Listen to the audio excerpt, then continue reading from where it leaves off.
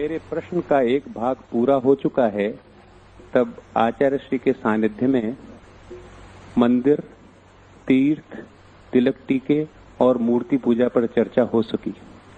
आज आचार्य जी के श्री चरणों में निवेदन करूंगा कि हम एक नया विषय पर आचार्य श्री से मार्गदर्शन चाहेंगे और वह विषय है ज्योतिष गणना। ये अछूता विषय है। आचार्य श्री के श्री मुख से इस पर कभी चर्चा नहीं हुई, तो आचार्य श्री के श्री चरणों में पुनः निवेदन करूंगा कि आज ज्योतिष गणना के संबंध में हमारा मार्गदर्शन करें। धन्यवाद।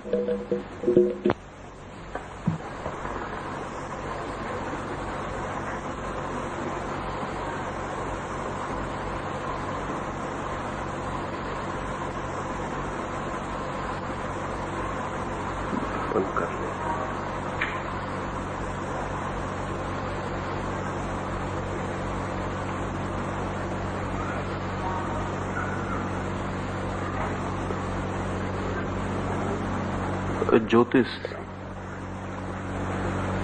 शायद सबसे पुराना विषय और एक अर्थों में सबसे ज्यादा तिरस्कृत विषय भी है।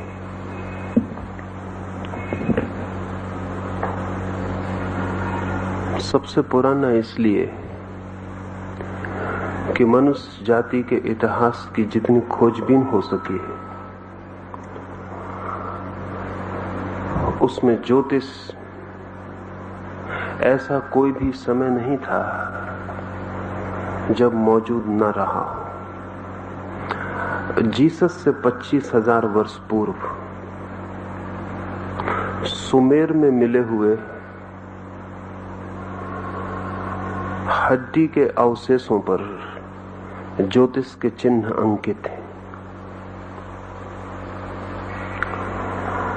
पश्चिम में पुरानी सी पुरानी जो खोजबीन हुई है वो जीसस से 25,000 वर्ष पूर्व इन हड्डियों की है जिन पर ज्योतिष के चिन्ह और चंद्र की यात्रा के चिन्ह अंकित हैं। लेकिन भारत में तो बात और भी पुरानी है। ऋग्वेद में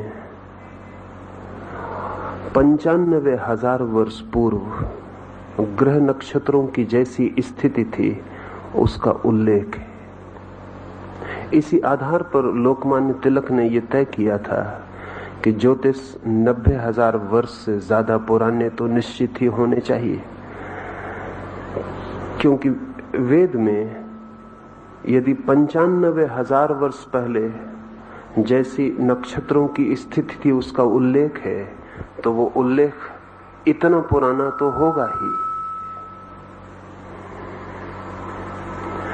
क्योंकि उस समय जो स्थिति थी नक्षत्रों की उसे बाद में जानने का कोई भी उपाय नहीं था। अब हमारे पास ऐसे वैज्ञानिक साधन उपलब्ध हो सके हैं कि हम जान सकें अतीत में कि नक्षत्रों की स्थिति कब कैसी रही होगी। It's time to grow your business. Time to get customers. Time to make your future. ज्योतिष की सर्वाधिक गहरी मान्यताएं भारत में पैदा हुई। सच तो यह है कि ज्योतिष के कारण ही गणित का जन्म हुआ। ज्योतिष की गणना के लिए ही सबसे पहले गणित का जन्म हुआ और इसीलिए अंक गणित के जो अंक हैं वो भारतीय हैं। सारी दुनिया की भाषाओं में 1 से लेकर 9 तक जो गणना के अंक हैं वे समस्त भाषाओं में जगत की भारतीय हैं और सारी दुनिया में 9 डिजिट 9 अंक स्वीकृत हो गए। उसका भी कुल कारण इतना है कि वे 9 अंक भारत में पैदा हुए और धीरे धीरे सारे जगत में फैल गए। जिसे आप अंग्रेजी में 9 कहते हैं वो अंग्रेजी के संस्कृत के 9 का ही रूपांतरण है। जिसे आप 8 कहते हैं वो संस्कृत के 8 का ही रूपांतरण है। 1 से लेकर 9 तक जगत की समस्त सभ्य भाषाओं में गणित के जो अंकों का प्रचलन है वो भारतीय ज्योतिष के प्रभाव में हुआ। भारत से ज्योतिष की पहली किरणें सुमेर की सभ्यता में पहुंची। सुमेरियंस ने सबसे पहले ईसा से 6000 वर्ष पूर्व पश्चिम के जगत के लिए ज्योतिष का द्वार खोला। सुमेरियंस ने सबसे पहले नक्षत्रों के वैज्ञानिक अध्ययन की आधारशिलाएं रखी। उन्होंने बड़े ऊंचे 700 फीट ऊंचे मीनार बनाए और उन मीनारों पर सुमेरियन पुरोहित 24 घंटे आकाश का अध्ययन करते थे। 2 कारणों से।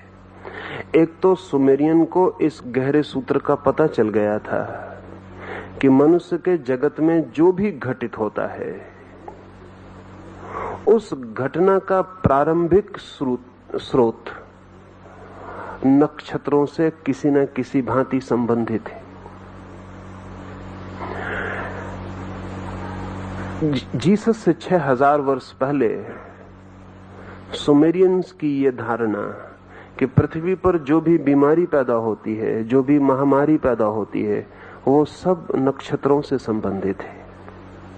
अब तो इसके लिए वैज्ञानिक आधार मिल गए हैं और जो लोग आज के विज्ञान को समझते हैं वो कहते हैं सुमेरियंस ने मनुष्य जाति का असली इतिहास प्रारंभ किया।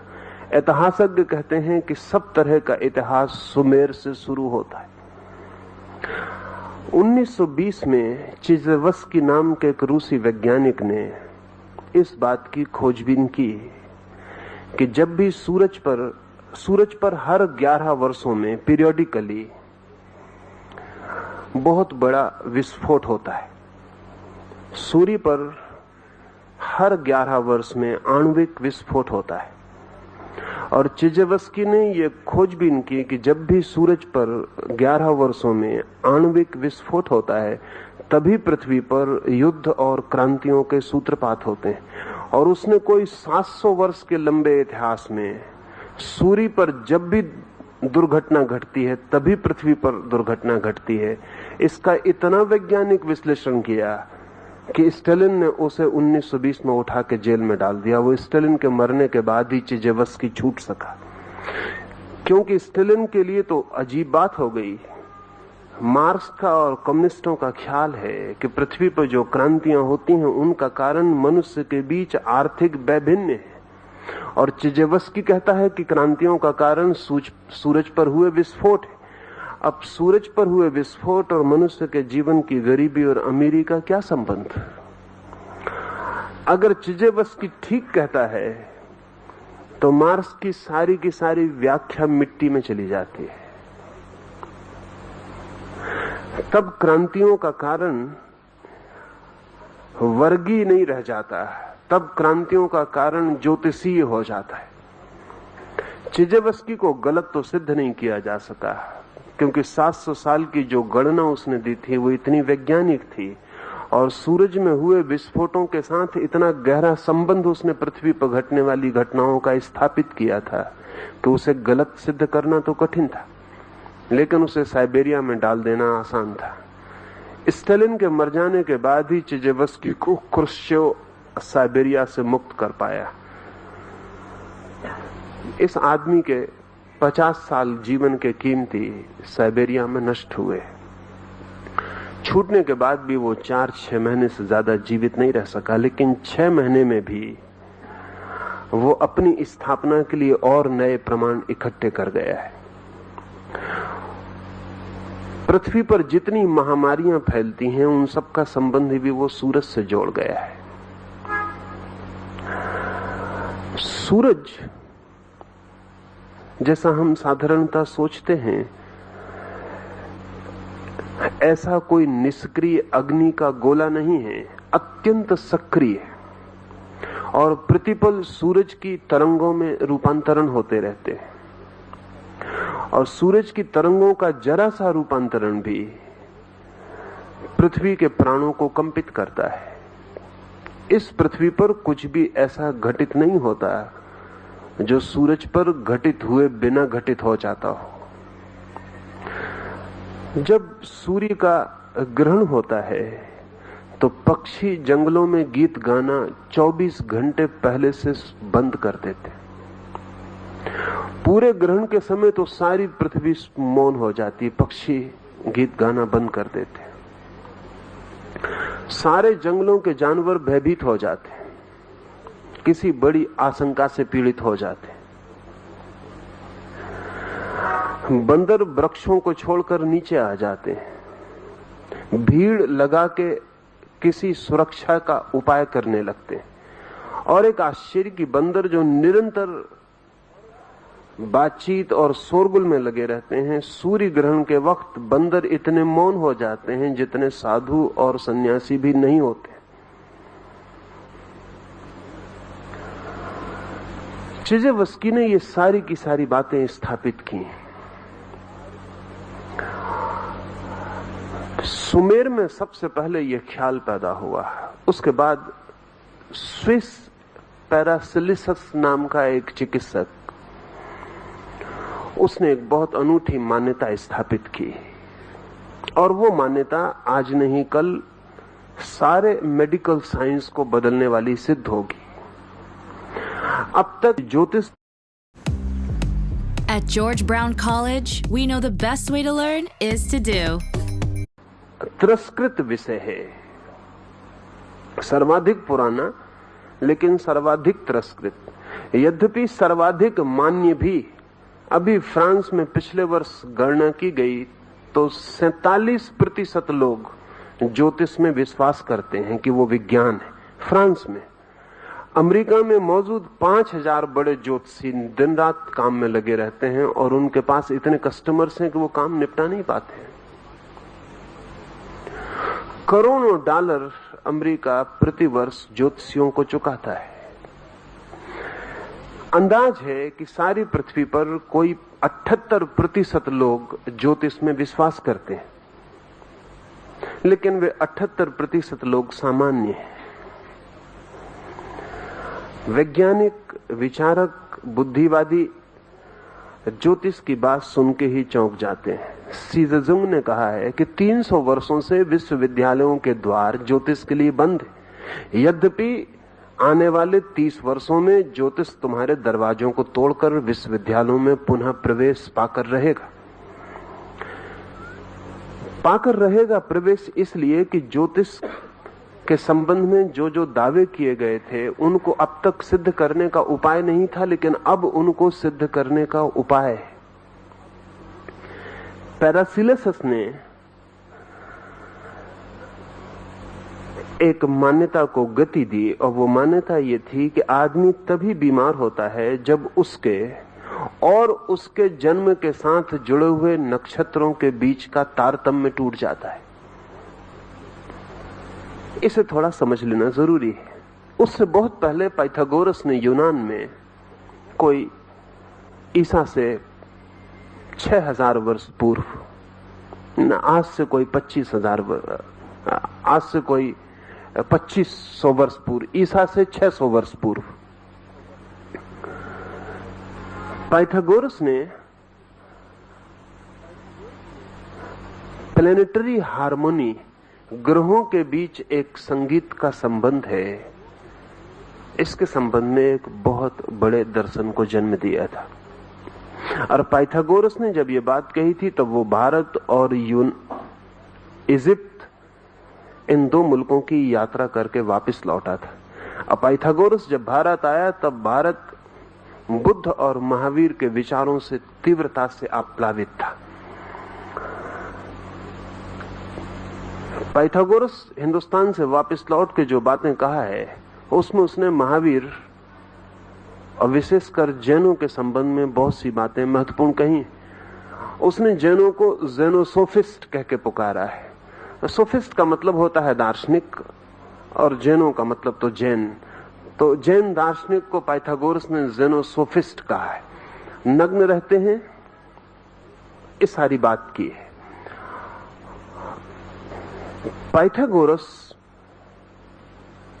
मानता था कि प्रत्येक नक्षत्र या प्रत्येक ग्रह या उपग्रह जब यात्रा करता है अंतरिक्ष में तो उसकी यात्रा के कारण एक विशेष ध्वनि पैदा होती है। प्रत्येक नक्षत्र की गति एक विशेष ध्वनि पैदा करती है और प्रत्येक नक्षत्र की अपनी व्यक्तिगत निजी ध्वनि है और इन सारे नक्षत्रों की ध्वनियों का एक तालमेल है जिसे वो विश्व की संगीत बद्धता हार्मनी कहता था। जब कोई मनुष्य जन्म लेता है तब उस जन्म के क्षण में इन नक्षत्रों के बीच जो संगीत की व्यवस्था होती है वो उस मनुष्य के प्राथमिक सरलतम संवेदनशील चित्त पर अंकित हो जाती है। वही उसे जीवन भर स्वस्थ और अस्वस्थ करती है। जब भी वो अपनी उस मौलिक जन्म के साथ पाई गई संगीत व्यवस्था के साथ तालमेल बना लेता है तो स्वस्थ हो जाता है और जब उसका तालमेल छूट जाता है तो अस्वस्थ हो जाता है। पैरासिलस ने इस संबंध में बड़ा महत्वपूर्ण काम किया। वो किसी मरीज को दवा नहीं देता था जब तक उसकी जन्म कुंडली ना देख ले। और बड़ी हैरानी की बात है कि पैरासिलस ने जन्म कुंडलियां देखकर ऐसे मरीजों को ठीक किया जिनको चिकित्सक कठिनाई में पड़ गए थे और ठीक नहीं कर पाते थे। उसका कहना था जब तक मैं ये ना जान लूं कि ये व्यक्ति किन नक्षत्रों की स्थिति में पैदा हुआ है तब तक इसके अंतर संगीत के सूत्र को भी पकड़ना संभव नहीं है। और जब तक मैं ये ना जान लूं कि इसके अंतर संगीत की व्यवस्था क्या है तो इसे कैसे हम स्वस्थ करें, क्योंकि स्वास्थ्य का क्या अर्थ है इसे थोड़ा समझ लें। अगर साधारणतः हम चिकित्सक से पूछें कि स्वास्थ्य का क्या अर्थ है तो वो इतना ही कहेगा बीमारी का न होना, पर उसकी परिभाषा नेगेटिव है, नकारात्मक है। और ये दुखद बात है कि स्वास्थ्य की परिभाषा हमें बीमारी से करनी पड़े। स्वास्थ्य तो पॉजिटिव चीज है, बीमारी नेगेटिव है, नकारात्मक है। स्वास्थ्य तो स्वभाव है, बीमारी तो आक्रमण है।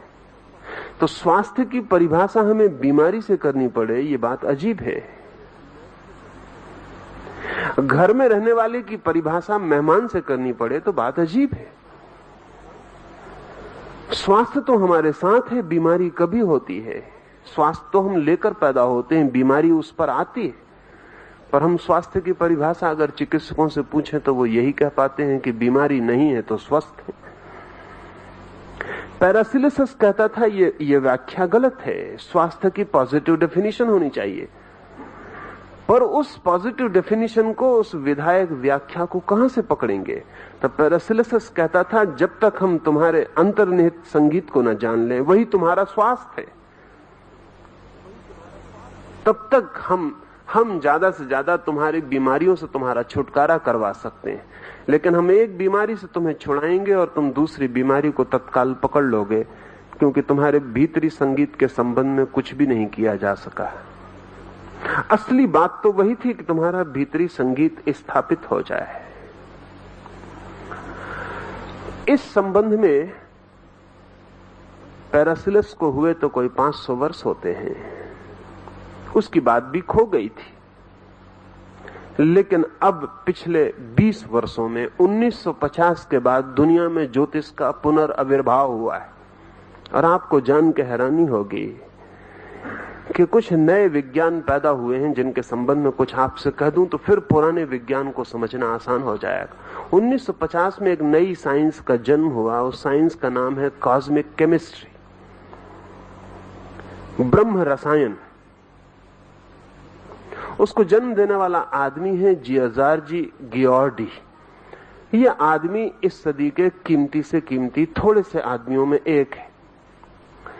इस आदमी ने वैज्ञानिक आधारों पर प्रयोगशालाओं में अनंत प्रयोगों को करके यह सिद्ध किया है कि जगत, पूरा जगत एक ऑर्गेनिक यूनिटी है। पूरा जगत एक शरीर है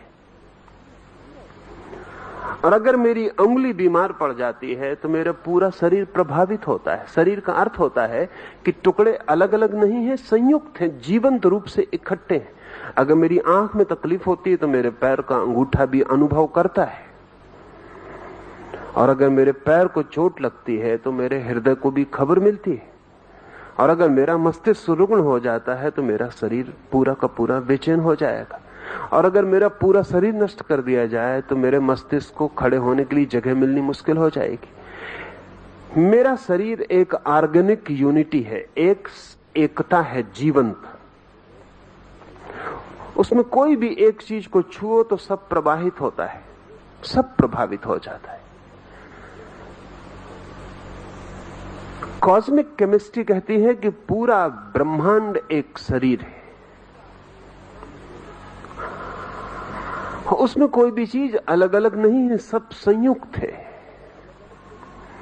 इसलिए कोई तारा कितने ही दूर क्यों ना हो, वो भी जब बदलता है तो हमारे हृदय की गति को बदल जाता है, और सूरज चाहे कितने ही फासले पे क्यों ना हो, जब वो ज्यादा उत्तप्त होता है तो हमारे खून की धाराएं बदल जाती हैं।